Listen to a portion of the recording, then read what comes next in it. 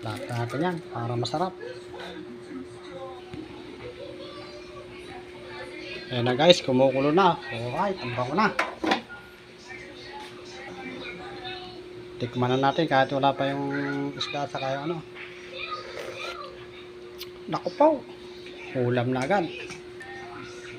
Ayan guys, lalagyan natin yung isda. Yo!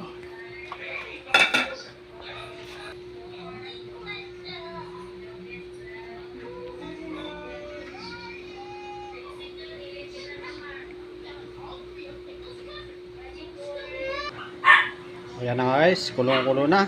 Isunod natin yung tulya para malasang malasa. Yun. Alright. Mamaya ay susunod natin ng isang pampasarap. Ayan guys, titingnan ulit natin. Ating titikman guys. Alright.